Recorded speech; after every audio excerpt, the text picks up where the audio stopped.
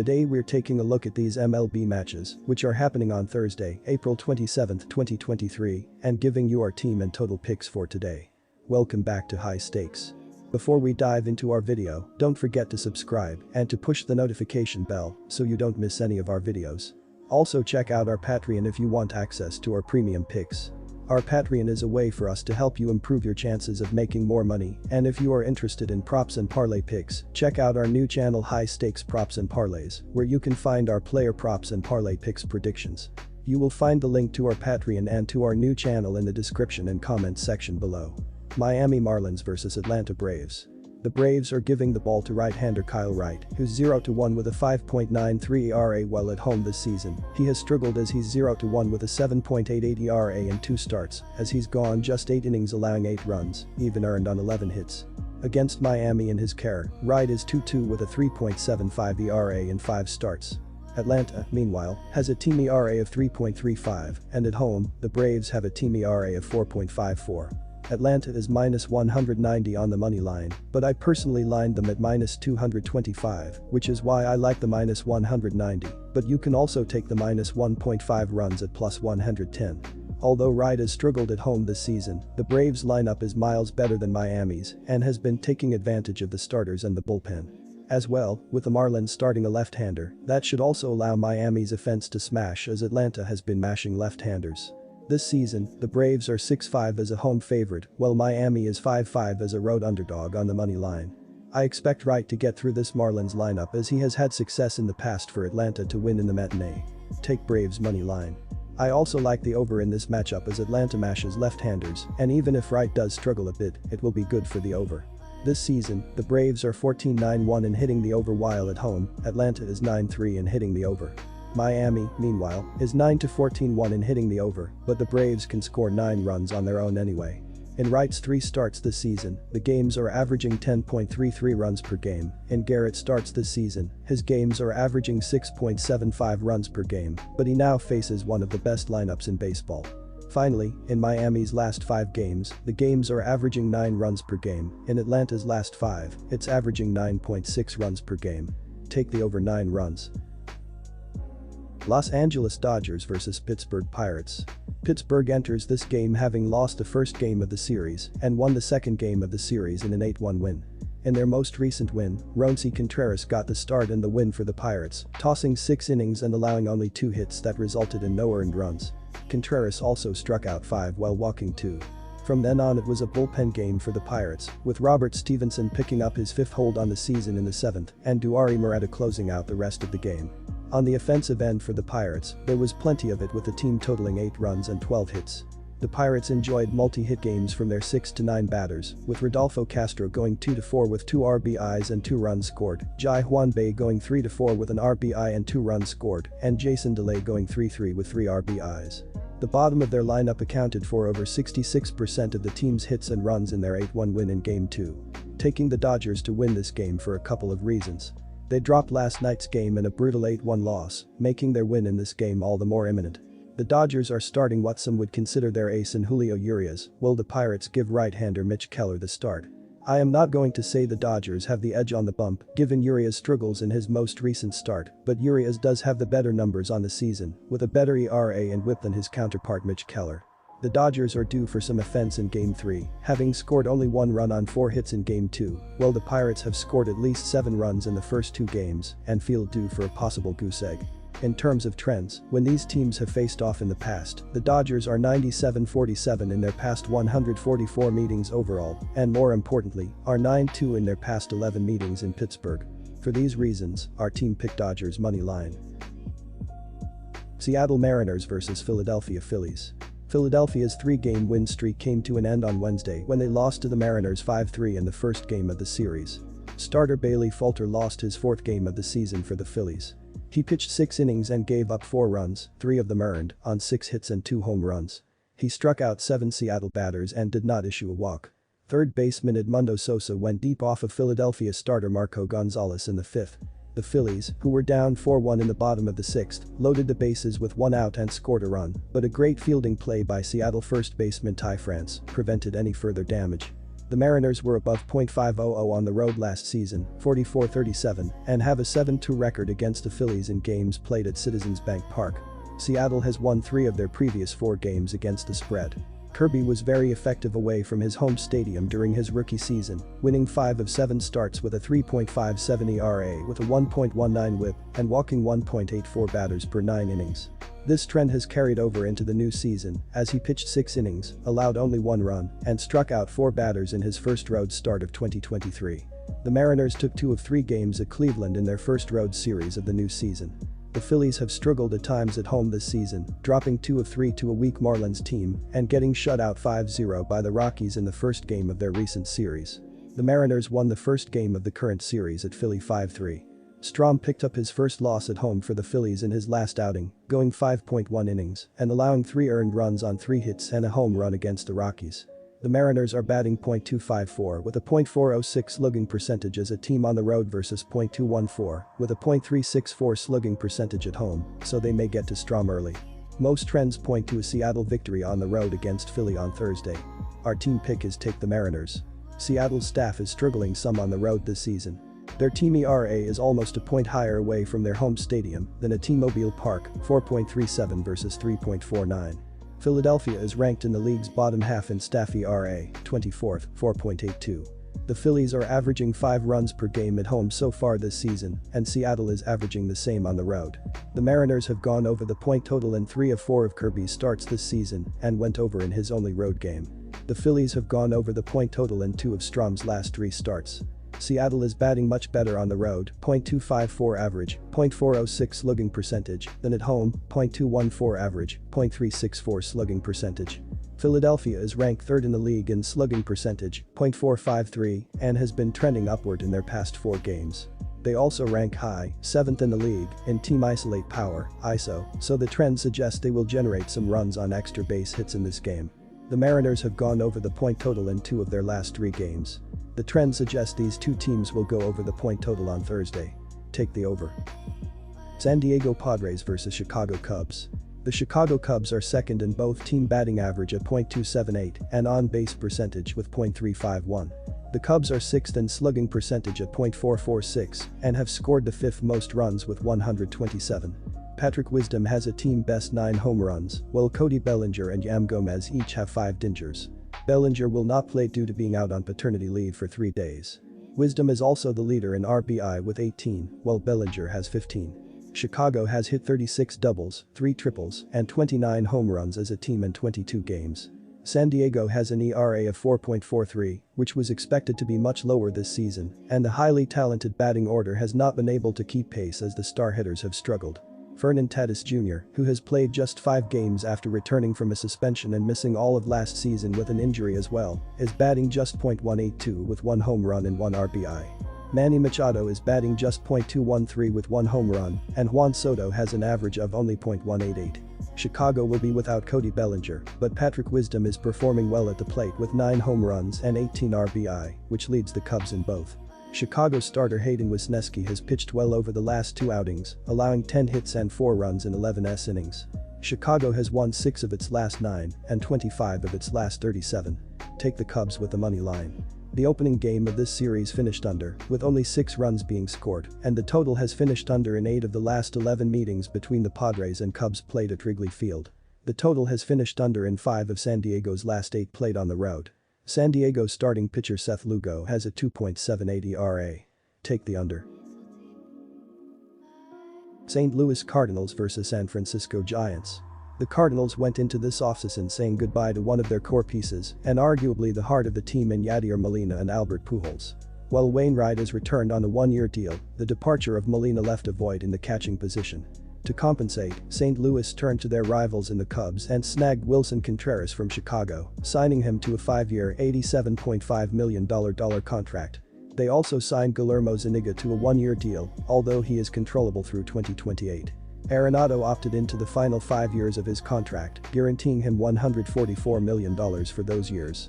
Miles McCollum was signed to a 2-year $40 million extension as well. Some other notable losses for St. Louis included Jose Quintana, Corey Dickerson, and TJ McFarland. I believe Logan Webb will return to form as the season goes on, and there is no better chance to do it than when the Giants are rolling. With the Giants winning their last 5 in a row and Webb having a great start in his previous outing, there is renewed hope in the Bay Area. I like the Giants to win this game due to their momentum. They're above .500 record at home, compared to a 4-8 record on the road for St. Louis, and their ability to adapt to key injuries. I trust Logan Webb more than Mike McCullough, who has yet to earn a win for himself in 5 starts. The bullpen is clearly shaky in St. Louis as well, making me lean toward San Francisco even more. Our team pick is San Francisco Giants minus 1.5 runs. As much as I believe in these two starters, I could realistically see at least one of them falter in this contest, especially considering their performances thus far into the season. Both offenses have some key players that can drive in runs at will, and I expect Nolan Arenado to have a much better performance tomorrow as opposed to today's 0-for-4 outing. The St. Louis bullpen gave up 4 runs in the final 2 innings, and they have yet to prove they can hold their opponents down. The 8.5 runs total does not seem enough for me to bet on the under when I could see either team scoring at least 5 runs. Our total pick is over 8.5 runs. Oakland Athletics vs Los Angeles Angels. The Los Angeles Angels have been hovering around an average offensive team thus far as they are 12th in MLB, with a .737 team ops with 5 runs per game up to this point. They have not been very active on the basepaths as they are tied for 24th in baseball with 10 stolen bases as a team. Center fielder Mike Trout has been doing extremely well at the dish thus far as he has a 1.031 ops with 5 home runs, 13 RBI, 17 runs scored, and a 13.27 walk-to-strikeout ratio this season. There is a massive difference in terms of the starting pitching in this matchup, as J.P. Sears has allowed 6 home runs this season, while Shohei Ohtani has allowed 8 total hits throughout the year. Diving into the bullpen numbers, there is a massive difference as well, with LA being 10th in the majors with a 3.41 reliever ERA, while the A's are last in baseball, with a massive 6.84 bullpen ERA so far. The Angels have won 4 of the last 5 home games against the Athletics, so go with the Los Angeles Angels to cover the run line in this game. Our team pick is Los Angeles Angels minus 1.5 runs. J.P. Sears has not allowed too much of a crooked inning, as he has not allowed more than 4 runs in any of his 4 starts this year, while Shohei Ohtani has not given up more than 1 run in a start this year. Looking at the batting average of balls in play for these teams, go with under 8 runs in this game as well. Baltimore Orioles vs Detroit Tigers. The Tigers, who were expected to be one of the worst teams in the MLB this season, have had some bright moments despite their struggles. They have managed to win series against the Astros, Guardians, and Brewers this season, giving fans some hope for the future. Thursday, the Tigers will be looking to build on their recent success and earn a much-needed victory against the Orioles, hoping Joe Wentz can bounce back from his recent struggles. Currently on a 2-game winning streak after upsetting the Brewers with back-to-back victories, the Tigers will be hoping to continue their momentum against the Orioles. Nick Maton leads the Tigers with 12 RBI and is tied with Kerry Carpenter for 4 home runs, despite having an unimpressive batting average of .147. Carpenter is also struggling with a .210 batting average. On the mound, the Tigers will start 25-year-old southpaw Joe Wentz, who is still searching for his first win of the season. As a rookie last season, Wentz went 2-2 with a 3.03 ERA in 7 starts. However, he has struggled this season with an 0-3 record and a high 7.56 ERA. Wentz took the loss in his last outing against the Orioles, allowing 5 runs in just 4 innings pitched. I expect the Orioles to win convincingly on Thursday. Despite the Tigers playing well against the Brewers, the Orioles have a huge edge in the starting pitching advantage, including a slightly stronger bullpen. Baltimore also has a superior offense, ranking in the top 11 in scoring, home runs, and ops, while the Tigers are in the bottom 5 in those categories. The Orioles have won 6 straight games over losing ball clubs, and I will take them to come out on top and end up with another victory over the Tigers. Our team picked Baltimore Orioles. And our total pick is over. Tampa Bay Rays vs Chicago White Sox. Chicago was shut out for their 2nd straight game, losing to Toronto by a count of 8-0 and outscored in the series 22. The bat struggled yet again for the White Sox as they managed just 4 hits on the game, and team batting average leader Andrew Benintendi was able to get on base, holding his season average at .295. Michael Kopech got the start and he gave up 4 runs and struck out 4 over 5 innings. RHP Dylan Cease is set to make his 3rd home start of the season. Over 6 games he posts a 2-0 record to go with an ERA of 2.73 and a 1.18 whip. In his last home start, Cease tossed for 6 innings and surrendered 4 runs while striking out 6. On his home mound last season, Cease struck out 134 over 107.1 innings, but perhaps most notable was only the 10 home runs allowed. He threw very well against Tampa a season ago as he threw in 2 games, totaling 10.1 innings. Over that stretch Cease gave up 3 runs, struck out 13, but walked 9. The interesting dynamic will emerge when we notice that Cease fell victim to walking the Rays, but limited the long balls. This season, the Rays have been walked rarely, but lead the league in homers. Something will break here. While it isn't typically wise to catch a falling knife, which the White Sox appear to be, Cease has historically thrown well against the Rays, and the big point here is that he hasn't surrendered many homers, a very weighted method of scoring for Tampa.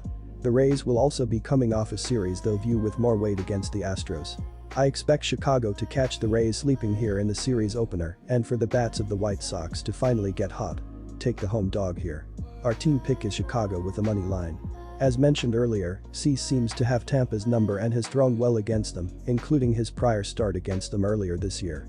If Cease can hold the Rays to hits inside the park, he should be able to keep runs at a minimum.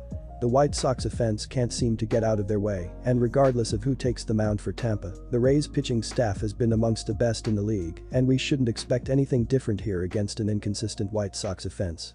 The play is the under. Washington Nationals vs New York Mets. The New York Mets have been doing very decent throughout the season as well as they are 17th in the sport with a .718 ops while scoring 4.67 runs per game up to this point. They have been absolutely incredible throughout the year trying to steal bases as they have 21 stolen bases while being caught 3 times as a team. First baseman Pete Alonso, .918 ops, 10 HR, has been doing extremely well in April but needs to continue if the Mets want to compete in a loaded NL East. The ability to hit home runs is a massive difference, as the Nationals have 68 at-bats per home run hit, while the Mets are having 30.65 at-bats between each home run this season.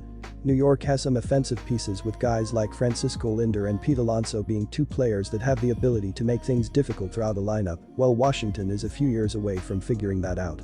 The Mets have won 10 of the previous 14 games against the Nationals, so go with the New York Mets to cover the run line here and prepare for the Atlanta Braves this weekend. Our team pick is New York Mets minus 1.5 runs. When looking at the bullpen's numbers, the Mets are 8th in the sport with a 3.25 reliever ERA so far, while the Nationals are 11th in MLB with a 3.43 bullpen ERA up to this point. Even looking at the batting average of balls in play this year, Washington is 15th with a .2917 team BABIP, while the Mets are the 3rd worst with just a .273 team BABIP right now. The under has hit in 5 of the last 6 Nationals games, as well as in each of the previous 4 Mets home games, so go with the under here. Kansas City Royals vs Minnesota Twins. Minnesota is 14-11 overall this year. They had their 3-game winning streak snapped in their latest game. The Twins took 2 of 3 games off of the Yankees in the latest series. The Twins lost 12-6 against New York on Wednesday, April 26th. In the loss to the Yankees, Jose Miranda drilled 2 home runs and Joey Gallo finished with a bomb of his own. But the offense could not do enough to keep pace with the Yankees. Minnesota's Kenta Maeda pitched just 3 innings and allowed 10 earned runs and 11 hits in a short amount of time. The Royals are really bad. The offense struggles to do anything in terms of stringing together hits or even hitting home runs. The Twins have one of the better pitching staff so far this season. The Twins won't have to do much to get the win. The Royals have been held scoreless 6 times this season, which ranks the most out of any major league team. The Twins is the play due to the Royals' struggles. Take the Twins to cover. The under is the play because of Kansas City's offensive struggles. They have the 2nd fewest RBIs in the league this season. The Twins have also not been that great from the plate. Minnesota ranks 22nd in batting average, but Minnesota's pitching staff is so good, the Royals will struggle to score. The under is 4-0 in the Royals' last 4 road games. The under is 6-1 in the Twins' last 9 home games. Take the under on Thursday. New York Yankees vs Texas Rangers. The New York Yankees have been slipping at the plate throughout the season as they are tied with the Seattle Mariners for 19th in MLB with a .686 team ops while scoring 4 runs per game. They have been awful at managing to get on base as they are tied for 24th with a .303 team on base percentage up to this point. Second baseman DJ LeMahieu has been doing pretty well as he has a .868 ops with 2 homers, 9 RBI, 12 runs scored, and a .721 walk to strikeout ratio. The Texas Rangers have been doing extremely well throughout the season up to this point as they are 4th in MLB with a .789 ops while averaging an incredible 6.57 runs per game. They have been hitting extremely well for power as they are 6th with 32 homers right now.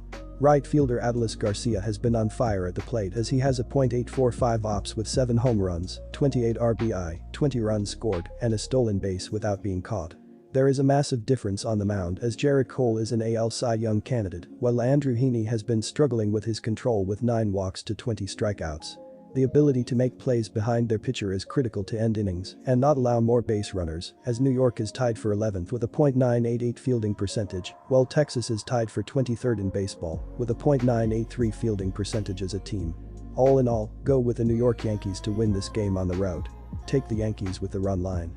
The New York Yankees have been absolutely terrible scoring runs as of late, as they are scoring just 1.6 runs in their previous 5 games. Gerrit Cole has allowed 3 runs this season in 34 innings, while Andrew Heaney has allowed just 3 runs in 16 innings during his last 3 starts. Go with the under to hit in this game, as it seems to be the best option for this game.